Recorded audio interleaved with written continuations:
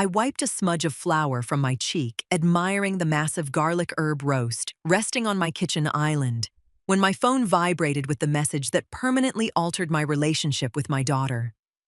The text from Jessica popped up on the family group chat, bold and unapologetic. Change of plans, everyone. We're celebrating my birthday at the Oakwood Grill downtown instead. Adults only. See you all at 7. I stood in the middle of my kitchen, surrounded by dirty mixing bowls, roasting pans, and the lingering heat of an oven that had been running since 6 in the morning. I had spent the last 11 hours cooking a massive, multi-course dinner for 13 of our relatives entirely at Jessica's request. She had called me 2 weeks ago using that sweet, persuasive tone she always reserved for when she needed a major favor. She wanted a lavish, home-cooked feast for her 35th birthday. She specifically requested my slow-cooked brisket, 4 different complex side dishes, and a 3-tiered chocolate mousse cake baked completely from scratch. My back ached, my feet were swollen in my comfortable sneakers, and my hands were raw from washing endless dishes. I am 64 years old. Ever since my husband passed away 5 years ago, I have lived quietly in my paid-off home, trying my best to be a supportive mother and grandmother. But looking at that glowing screen, a cold realization settled in my chest. Before I could even process the group text, a private message from Jessica appeared on my screen. Mom Greg's parents really wanted to do a fancy dinner out instead. Just put all that food you made into the fridge. We will swing by tomorrow to pick it up for our weekly meal prep. See you tonight. There was no apology, no acknowledgement of the $100 I spent on groceries or the grueling labor I had just endured. She simply assumed I would pack away the fruits of my labor like a hired kitchen hand and quietly follow them to a restaurant. I did not cry. I did not throw a mixing bowl at the wall. I simply stared at the roast, breathing in the scent of rosemary, and realized that my daughter's entitlement had finally crossed a line I could no longer ignore. To understand how we got to this kitchen counter, you have to understand the dynamic that had slowly poisoned my relationship with Jessica and her husband, Greg. When my husband was alive, he kept a very firm lid on Jessica's demanding nature. He was a practical man who believed in earning your way. But after his sudden passing, I was swallowed by grief and loneliness. In my vulnerable state, I let my boundaries slip. I wanted my family close, and Jessica quickly learned how to weaponize my desire for connection. It started small. She would drop off her 2 toddlers at my house on Saturday mornings without warning, claiming she and Greg desperately needed a mental health day. I loved my grandchildren, so I never complained. Then the financial emergencies began. A broken water heater at their house, a sudden repair needed on Greg's truck. Greg was a man who changed jobs as often as he changed his shoes, always blaming his bosses for his own lack of work ethic. Jessica, meanwhile, worked part-time, but spent money like she was the CEO of a Fortune 500 company. Whenever they fell short, I was the safety net. I paid their utility bills more times than I care to admit. I bought the kids winter clothes. I filled their pantry. Over the past 5 years, my home had slowly transformed from a sanctuary into Jessica's personal free storage unit, free daycare center, and free catering service. I never wanted to be the bitter mother-in-law. I kept my mouth shut, hoping they would eventually mature and find their footing. My older son, Lucas, who lived an hour away, had warned me multiple times. He would sit at this very kitchen island, drinking coffee, and tell me that I was enabling them. I always brushed him off, making excuses for my daughter. But standing here today, feeling the dull ache in my spine from standing over a hot stove since dawn, Lucas's words echoed in my mind. I was not being a supportive mother. I was being used. And the worst part of it all was the small rectangular piece of plastic currently sitting inside Jessica's designer purse. Earlier that morning at around 9 o'clock, Jessica had rushed into my kitchen. I was already elbow deep in bread dough. She looked perfectly manicured, holding a cup of expensive iced coffee. She kissed my cheek and immediately started picking at the fresh fruit I had chopped for the salad. "Everything smells amazing, Mom." She chimed, her eyes darting around the organized chaos of the countertops. "Listen, Greg and I need to run out and grab some extra folding chairs and a few specialty balloons for the dining room. But my bank account is doing that weird pending thing again, and Greg's card is maxed until Friday. Can I just borrow your emergency credit card for an hour? I swear it won't be more than $50. I was distracted trying to keep track of the baking times and temperature adjustments.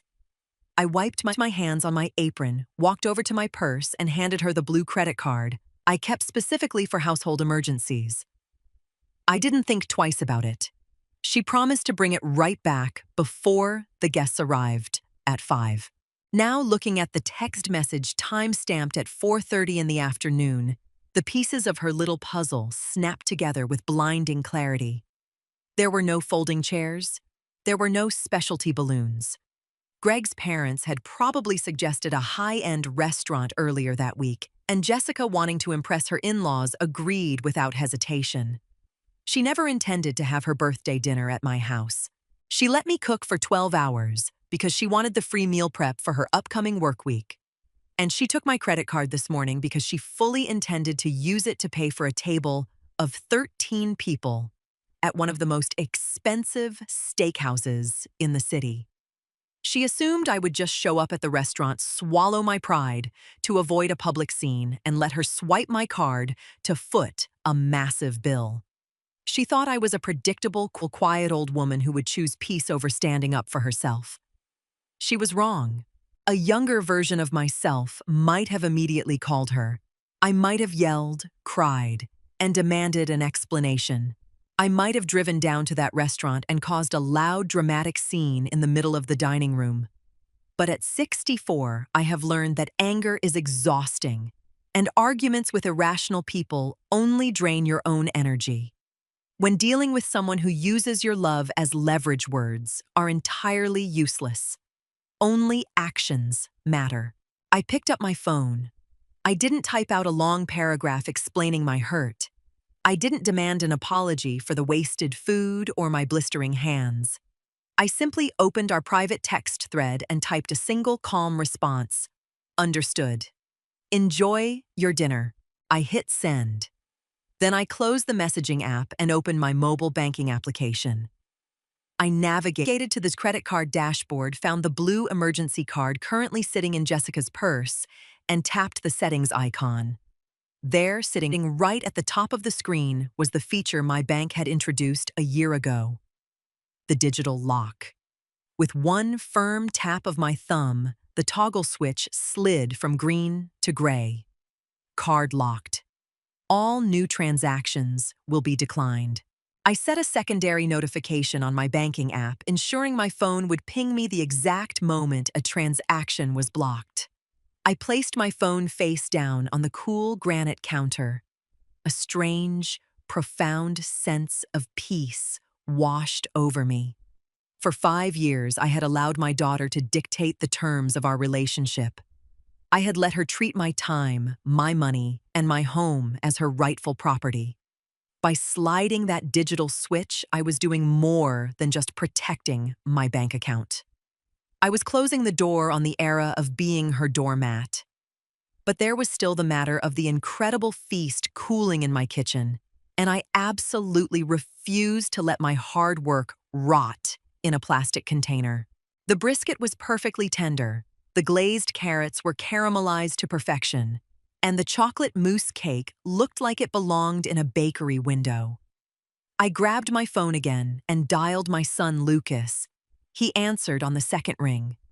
"Hey, Mom, I'm just packing up the car to head to your place for Jess's dinner," he said. "Change of plans, Lucas," I replied, my voice steady and light. Jessica decided to take Greg's family to a steakhouse downtown instead. But I still have enough food here to feed a small army. "Are you still coming over?" There was a heavy pause on the line. I could hear his frustration brewing. She made you cook all day and then ditched you. Mom, I am so sorry. I'll call her right now and— No, I interrupted firmly. Do not call her. I am handling it. I just want to know if you and Sarah want to come over and eat this incredible brisket. And bring the kids. In fact, text your neighbors, the Millers. Tell them to come too. Within 30 minutes, my quiet house transformed. Lucas and his wife arrived carrying 2 bottles of good wine. I walked across the street and knocked on the door of my neighbor Betty, a retired school teacher who lived alone, and invited her over. I called 2 of my closest friends from my book club. By 6 o'clock, my dining room was filled with laughter, the clinking of glasses, and genuine appreciation. Betty raved about the side dishes, and my grandchildren happily devoured the chocolate cake. Nobody took the food for granted. Nobody treated me like the hired help. I sat at the head of my own table sipping a glass of Merlot, feeling lighter than I had in years. I wasn't sitting in a loud, pretentious restaurant paying for people who didn't respect me. I was in my own home surrounded by people who genuinely valued my company. And right as Lucas was pouring a second round of wine, my phone sitting quietly on the buffet table lit up with a notification. I picked up the phone and casually glanced at the screen. A push notification from my banking app sat at the top of my lock screen. Transaction declined. The Oakwood Grill. Amount $1, 145 Card locked. A small, quiet smile touched my lips. I slipped the phone into my cardigan pocket and walked back to the table. I could easily picture the scene unfolding downtown. They would have finished their expensive aged steaks, their top-shelf cocktails, and their decadent desserts. The waiter would have brought the leather-bound checkbook. Jessica, playing the role of the generous host in front of her in-laws, would have confidently handed over my blue card, fully expecting my money to maintain her facade of wealth. 2 minutes later, my phone vibrated in my pocket. Then again. And again. I stepped into the hallway to check the screen. 3 missed calls from Jessica. 2 missed calls from Greg. Then the frantic text messages started pouring in. Mom, why isn't the card working? Pickup. Mom, this is embarrassing. Call the bank right now, it keeps declining. We are sitting here looking like idiots in front of Greg's parents. Unlock the card immediately. I read every single message. My pulse didn't race. I didn't feel a shred of guilt. She had planned to steal over $1,000 from a widowed pensioner to impress people she barely liked. I swiped the notifications away, turned my phone on silent, and walked back into the dining room to cut another slice of cake for Betty. I later learned from a mutual family friend exactly what happened. The waiter returned the card politely, informing Jessica it was declined. Greg tried his maxed-out card, which was also rejected. Jessica had to swallow her immense pride, look across the table at Greg's wealthy parents, and quietly beg them to cover the $1,200 bill. The embarrassment was absolute. The facade she had carefully constructed was shattered in a matter of seconds. She was trapped in the reality of her own financial choices, with no mother to swoop in and save her. By 10 o'clock that night, my guests had gone home. Lucas stayed behind to help me load the dishwasher and wipe down the counters. He noticed the barrage of text messages lighting up my silenced phone on the counter.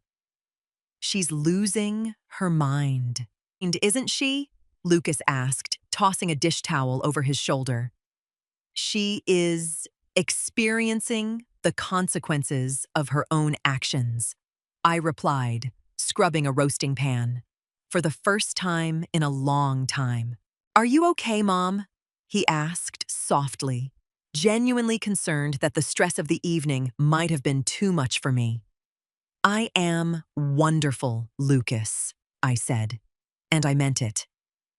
The chronic, heavy anxiety that usually accompanied my dealings with Jessica was completely gone.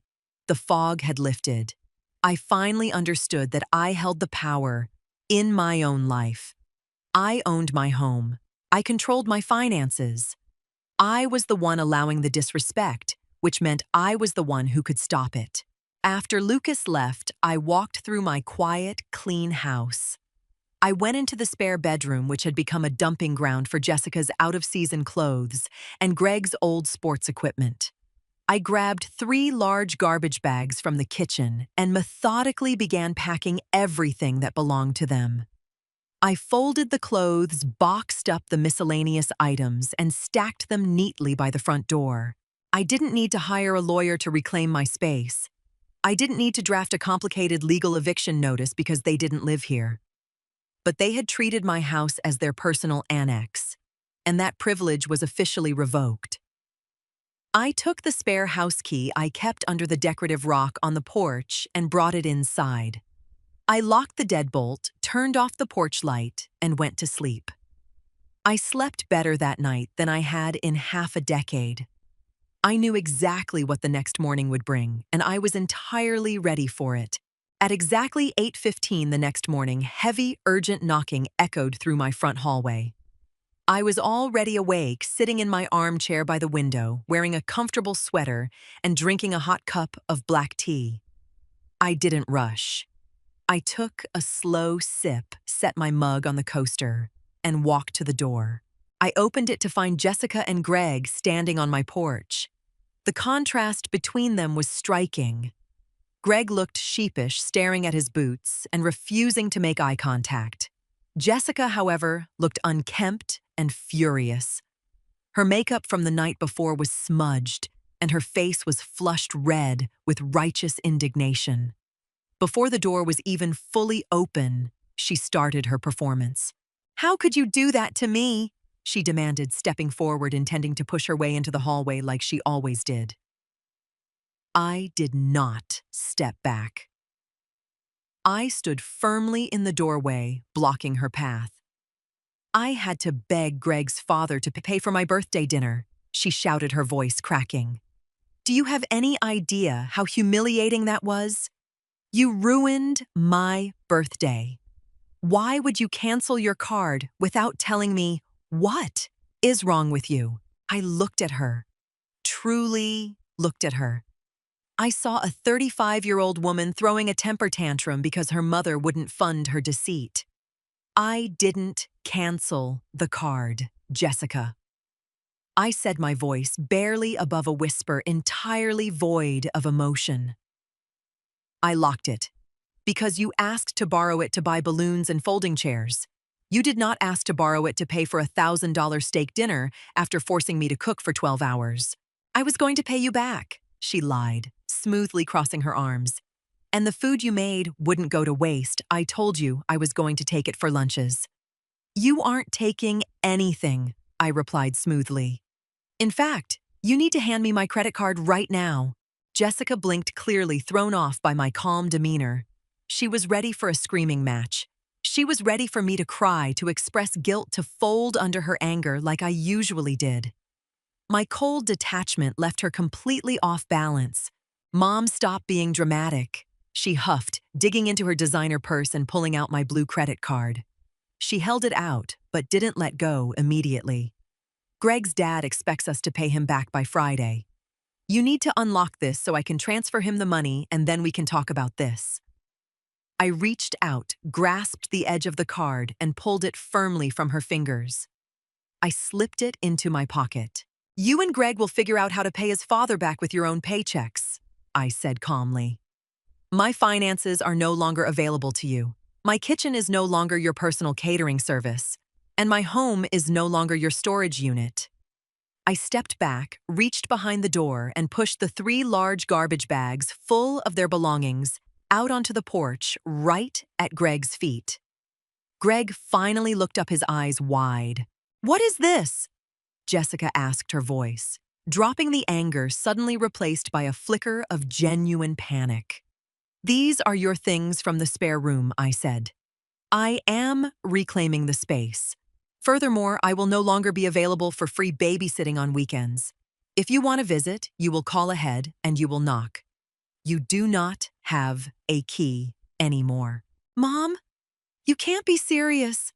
Jessica stammered, the reality of her lost safety net crashing down on her. "You're overreacting." over one dinner. It was never just about the dinner, Jessica, I replied. It was about respect. And since you cannot respect me as your mother, you will learn to respect me as an adult, setting her boundaries. Goodbye. I shut the heavy wooden door quietly, engaging the deadbolt with a solid, satisfying click. For the first few weeks, Jessica tried every tactic in her playbook. She sent guilt-tripping text messages, she had Greg call me to plead poverty, and she even tried dropping the kids off unannounced on a Saturday. When that happened, I simply did not open the door. I watched through the window as she stood on the porch, confused and frustrated, before finally strapping the kids back into her SUV and driving away. I missed my grandchildren, of course, but I knew that if I caved, nothing would ever change. I had to endure the temporary discomfort of distance to establish a permanent foundation of respect. It took 2 months for the reality to truly sink in for her. Without my bank account to cover their shortfalls, Greg was forced to take a stable, full-time job managing a warehouse and actually keep it. Without my free weekend childcare, Jessica had to budget her time and money carefully. They couldn't afford expensive dinners out, and they certainly couldn't afford to treat people poorly. Eventually, the angry texts stopped. 6 months after the birthday incident, Jessica called me. Her tone wasn't demanding, and it wasn't coded in fake sweetness. It was simply tired and humble. She asked if she and the kids could come over for Sunday lunch.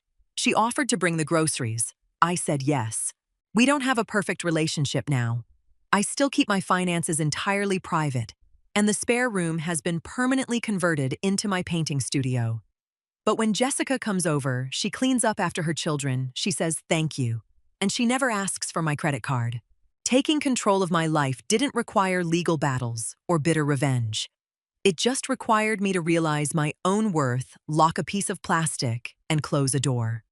I spent years thinking that giving my daughter everything was the only way to keep her close. I learned that saying no was the only way to actually save us both.